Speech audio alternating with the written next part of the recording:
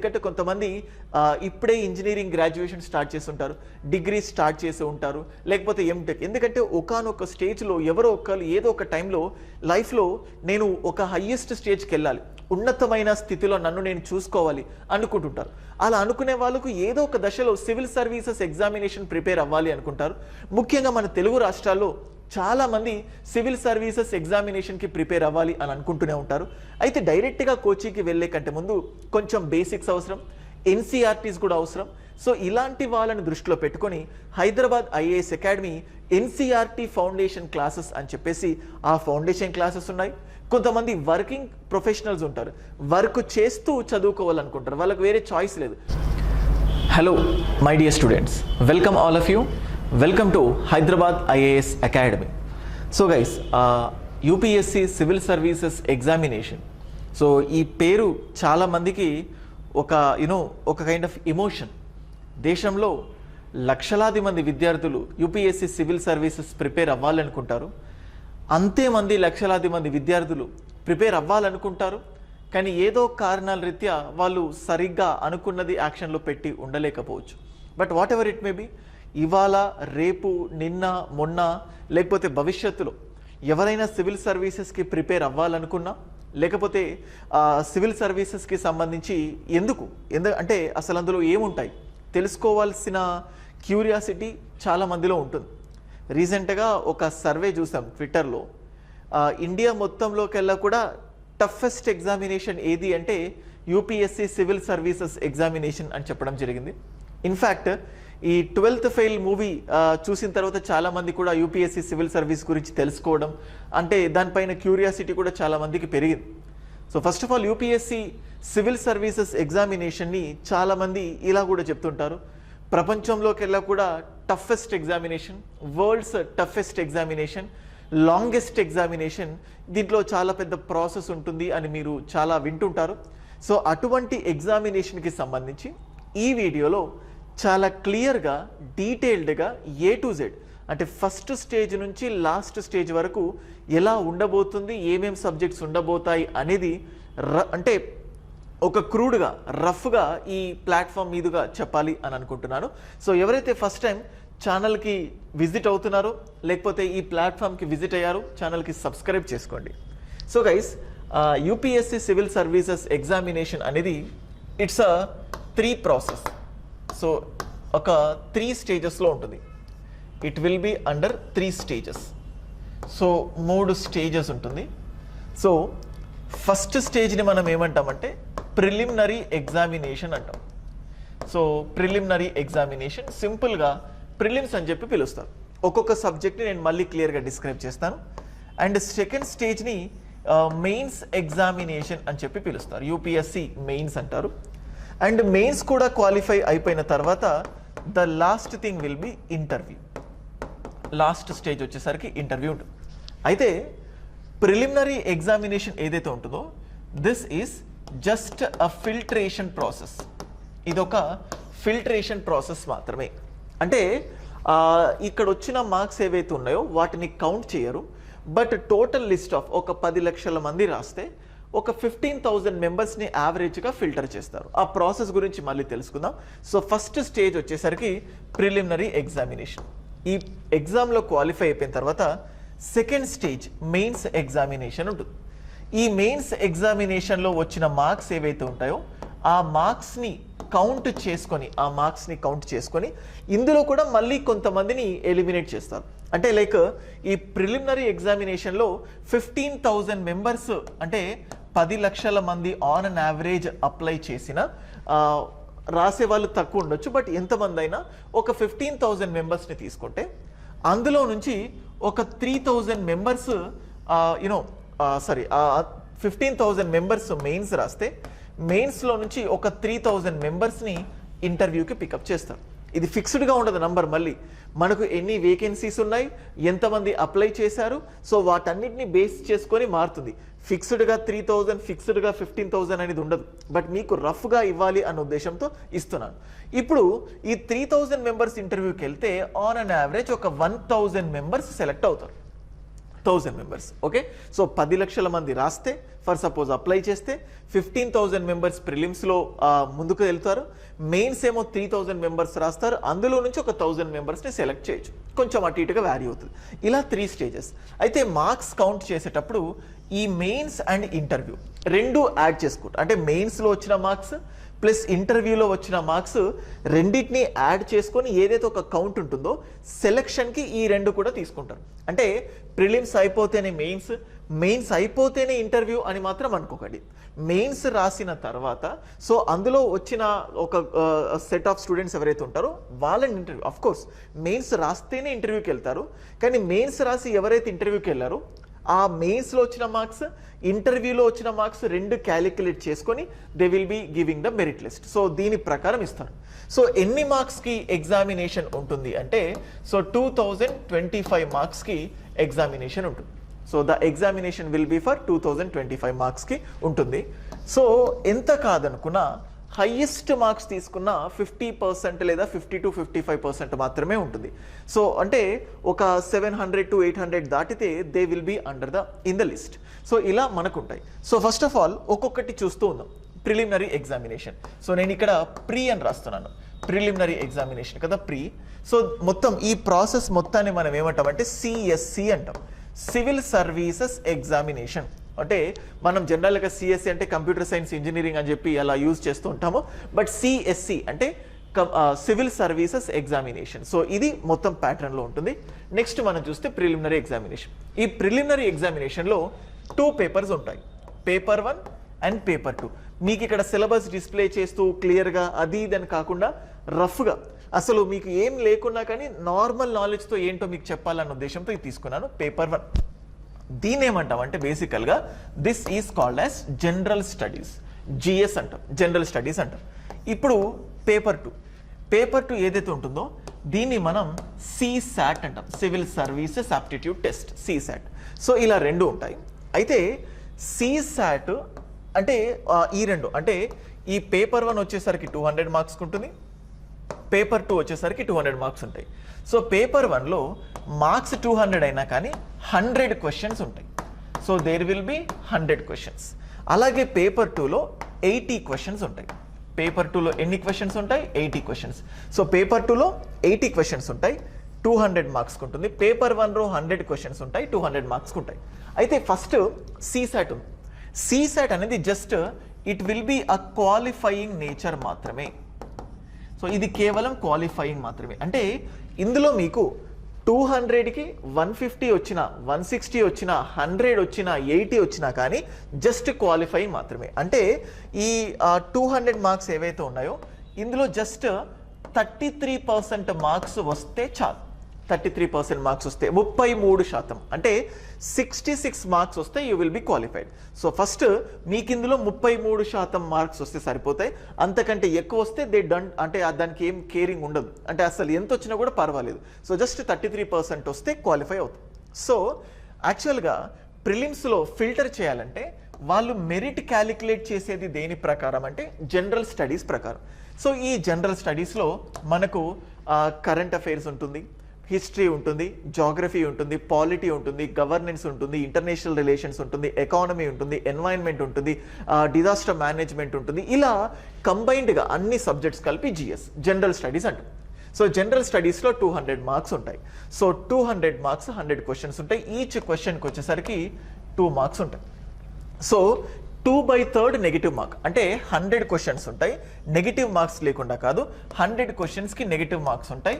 So 2/3 will be negative. So 2/3 negative marks ఉంటాయి. అంటే ప్రతి క్వశ్చన్కి we will be having a negative marks. So ఇది మనం గుర్తుపెట్టుకోవాలి. So general studies paper 1, CSAT paper 2 ఇది క్వాలిఫైయింగ్ నేచర్ మాత్రమే. అయితే చాలామంది విద్యార్థులు అంటే జనరల్ స్టడీస్లో మంచి మార్కులు తెచ్చుకున్నప్పటికీ కూడా సిసాట్లో డిస్క్వాలిఫై అయిన వాళ్ళు ఎంతోమంది ఉంటారు. ఎందుకంటే సిసాట్లో చాలా వరకు కాంప్రహెన్షన్, రీడింగ్ కాంప్రహెన్షన్స్ ఇవ్వడం కానీ, ఇన్ఫరెన్సెస్ బేసిస్తో ఇవ్వడం కానీ, దానివల్ల చాలా కన్ఫ్యూజ్ అవుతూ ఉంటారు. అందుకోసం సిసాట్ క్వాలిఫైయింగ్ అయినప్పటికీ కూడా ఇది చాలా టిపికల్, ఇది డిసైడింగ్ ఫ్యాక్టర్. సో ఇక్కడ క్వాలిఫై అయిపోయిన తర్వాత general studies on an average ఎంత తీసుకున్నా కానీ ఒక 95 to 105 యావరేజ్గా చెప్తున్నాను. ఒక్కొక్కసారి 110, 116 కున్న కట్ ఆఫ్స్ కూడా ఉన్నాయి. సో 200 మార్క్స్కి ఎగ్జామినేషన్ ఉంటే, అంటే ఈ ప్రిలిమ్స్లో క్వాలిఫై అయిపోతే నెక్స్ట్ దేనికి వెళ్తారని చెప్పాను, మెయిన్స్ ఎగ్జామ్స్కి వెళ్తారు. సో ఈ మెయిన్స్ ఎగ్జామ్కి వెళ్ళాలంటే ప్రిలిమ్స్లో 95 to 105 యావరేజ్గా మార్క్స్ రావాలి. 96 పెట్టిన కట్ ఆఫ్ పెట్టిన రోజులు ఉన్నాయి, 116 కట్ ఆఫ్ పెట్టిన రోజులు కూడా ఉన్నాయి, ఇంకా ఎక్కువ పెట్టినవి ఉన్నాయి, ఇంకా తక్కువ పెట్టినవి కూడా ఉన్నాయి. సో ఇక్కడ ఏమవుతుందంటే కట్ ఆఫ్ ఎలా డిసైడ్ చేస్తారంటే ఎగ్జామ్ యొక్క టఫ్నెస్ని బట్టి ఎంతమంది స్టూడెంట్స్కి ఎన్ని మార్క్స్ వస్తున్నాయి, ఎన్ని పోస్ట్స్ ఉన్నాయి, ఎంతమంది అప్లై చేశారు. ఫిక్స్డ్గా కట్ ఆఫ్ ఉండదు. అటువంటి బ్లైండ్ నాలెడ్జ్తో ఎప్పుడు కూడా ముందుకెళ్ళదు. So cut off will not be fixed, it will be varying based on the performance of the students. So ఇట్లాగా ప్రిలిమ్స్ క్వాలిఫై అయిన వాళ్ళు మెయిన్స్కి వెళ్తారు. ఓకేనా, క్లియర్గా? సో ఇప్పుడు మెయిన్స్ ఎగ్జామినేషన్ చూస్తే, so what will be there in the mains examination? మెయిన్స్ ఎగ్జామినేషన్లో బేసికల్గా పేపర్ ఏ అని ఒకటి ఉంటుంది, paper A and also paper B. So paper A, paper B. So paper ఏలో మనకు లాంగ్వేజెస్ మనం చూస్ చేసుకోవచ్చు, తెలుగు, హిందీయా, తమిళ, మన లోకల్ లాంగ్వేజ్. అలాగే పేపర్ బిలో ఇంగ్లీష్ లాంగ్వేజ్ ఉంటుంది, కంపల్సరీ పేపర్స్ అంటాం ఈ రెండు. So paper A will be 300 marks. So ఇది కూడా ఇంగ్లీష్ కూడా వచ్చేసరికి 300 మార్క్స్ ఉంటుంది. సో పేపర్ ఏ 300 మార్క్స్, మన local language for suppose Telugu అయితే తెలుగు లాంగ్వేజ్ చూస్ చేసుకోవాలి. ఇవి జస్ట్ క్వాలిఫైయింగ్ మాత్రమే. సో తెలుగు 300 మార్క్స్కి, ఇంగ్లీష్ 300 మార్క్స్కి ఉంటుంది, జస్ట్ క్వాలిఫైయింగ్. అలాగే మనకు వీటితో పాటు నెక్స్ట్ ఏమని ఉంటుందంటే పేపర్ 1 అని ఉంటుంది, paper 1. So paper 1 will be SA, paper 1 will be SA. So SA ఎన్ని మార్క్స్కి ఉంటుందంటే that will be for 250 marks. So అయితే నెక్స్ట్ డిఫరెంట్ పేపర్స్ ఉంటాయి. అయితే జనరల్గా మనం ఏం చూస్తామంటే GS1, GS2 అంటే general studies 1, general studies 2, general studies 3, general studies 4 అంట. ఇప్పుడు జనరల్ స్టడీస్ 1 దగ్గర చూసుకున్నాం అనుకోండి, ఫర్ సపోజ్ ఇందులో ఏమేమి ఉంటాయంటే మెయిన్గా హిస్టరీ సబ్జెక్ట్ ఉంటుంది, జాగ్రఫీ సబ్జెక్ట్ ఉంటుంది, సొసైటీ ఉంటుంది. History, geography, society, world geography, Indian geography, resources, locations ఇవన్నీ కూడా ఉంటుంది. Ancient history, medieval history, modern history, world history, art and culture ఇవన్నీ కూడా ఉంటుంది. సొసైటీ, వీటన్నిటి బేసిస్తో ఉంటుంది. మేజర్ సబ్జెక్ట్స్ చెప్తున్నాను మీకు రఫ్గా, మైక్రోస్కోపిక్గా వెళ్లకుండా. పేపర్ 2లో ఏముంటుందంటే కాన్స్టిట్యూషన్ అంటాము, ఇండియన్ పాలిటీ అంటాం. పాలిటీ ఉంటుంది, పాలిటీతో పాటు గవర్నెన్స్ ఉంటుంది, పాలిటీతో పాటు గవర్నెన్స్, పరిపాలన విధానం ఎలా ఉంటుంది అని చెప్పేసి. దీంతో పాటు ఇంటర్నేషనల్ రిలేషన్స్, అంతర్జాతీయ సంబంధాలు అంట. సో ఇలా మన కంట్రీ వేరే కంట్రీ తోటి ఎటువంటి రిలేషన్స్ ఎస్టాబ్లిష్ చేసింది అలాగే. ఇప్పుడు GS3 చూస్తే ఇందులో ఎకానమీ ఉంటుంది. సో ఎకానమీ ఉంటుంది, ఎకానమీతో పాటు ఎన్వైరన్మెంట్ ఉంటుంది, ఎన్వైరన్మెంట్తో పాటు డిజాస్టర్ మేనేజ్మెంట్ ఉంటుంది, దీంతో పాటు internal security. So internal security I.S అని రాశాను, ఇంటర్నల్ సెక్యూరిటీ. పేపర్ 4లో ఎథిక్స్ ఇలా ఉంటాయి.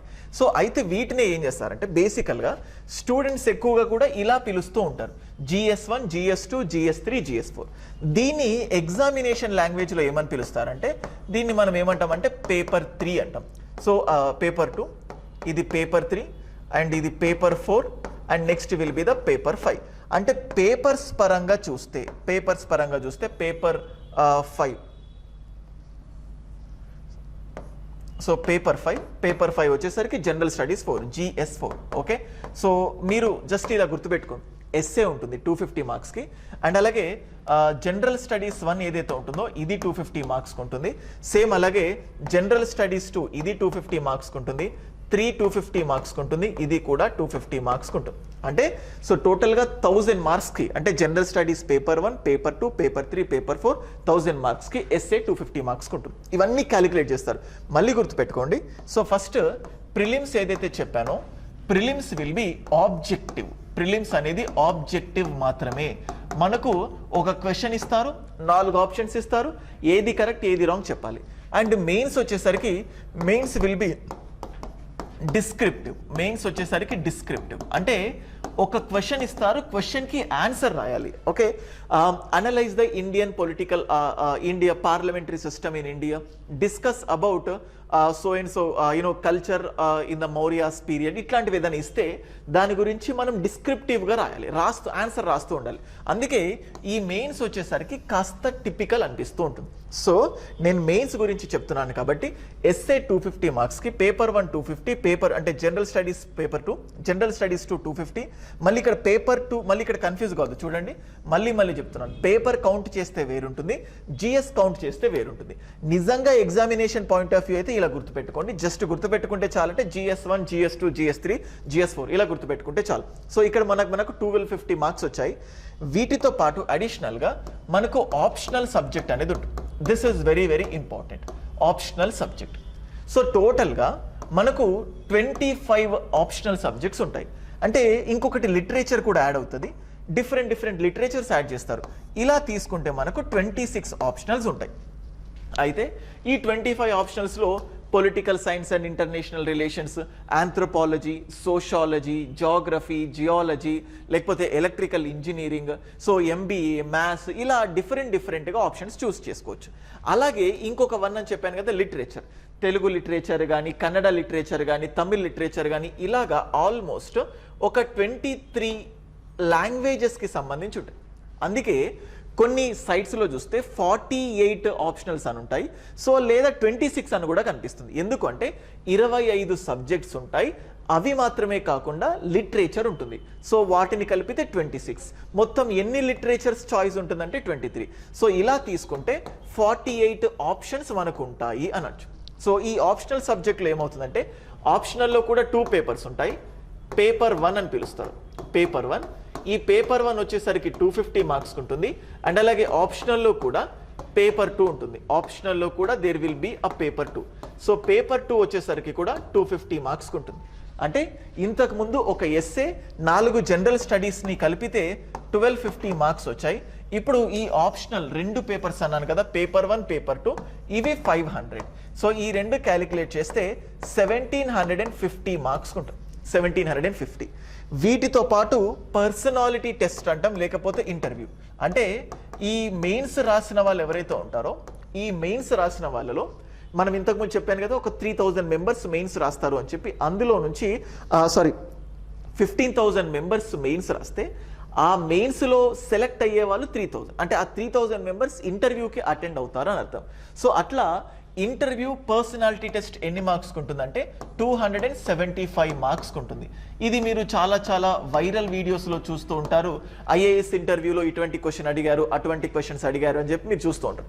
అంటే ఇంతకుముందు చెప్పిన 1750 మార్క్స్ ప్లస్ ఇంటర్వ్యూలో మనం చూసే 275 మార్క్స్, ఇదంతా కలిపితే సో ఆల్మోస్ట్ 2025, సో 2025 మార్క్స్ ఉంటుంది. సో 2025 మార్క్స్కి UPSC ఎగ్జామినేషన్ ఉంటుంది. ఈ 2025 మార్క్స్లో on and average just highest marks చూసుకున్న 50 to 55% ఉంది. అంటే ఈ డిస్క్రిప్టివ్ మళ్ళీ సబ్జెక్ట్ టు సబ్జెక్ట్ వ్యారీ అవుతూ ఉంటుంది. So total marks will be for 2025 marks. So ఇవి సబ్జెక్ట్స్.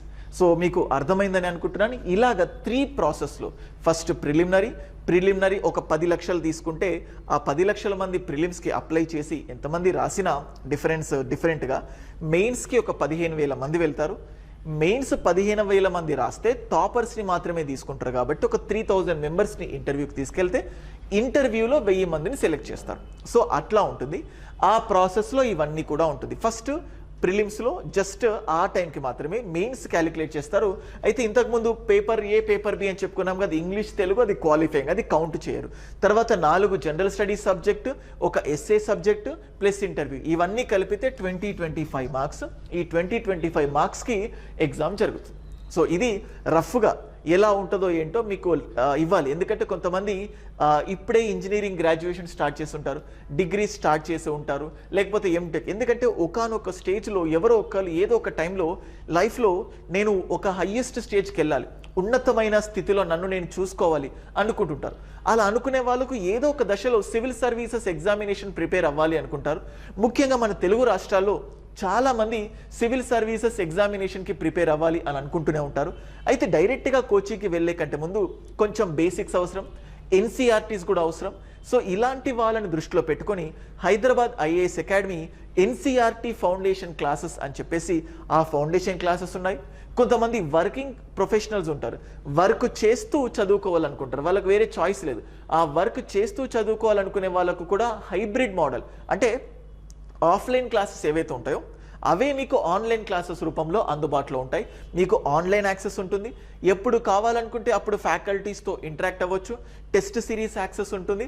ఒక లైవ్ ఎక్స్పీరియన్స్, అంటే మీకు ఆఫ్లైన్ క్లాసెస్కి వచ్చి చూడలేనంత టైము, అంటే చూడలేని సిచ్యువేషన్లో ఉన్నారు కాబట్టి మీకు ఆన్లైన్ క్లాసెస్లో ఇదే రిథంతో ఇదే ఫ్లోలో మిమ్మల్ని ఎప్పటికప్పుడు మానిటర్ చేస్తూ ఉండే విధంగా సపరేట్గా ఒక ఆన్లైన్ టీమే హైదరాబాద్ ఐఏఎస్ అకాడమీలో ఉన్నాయి.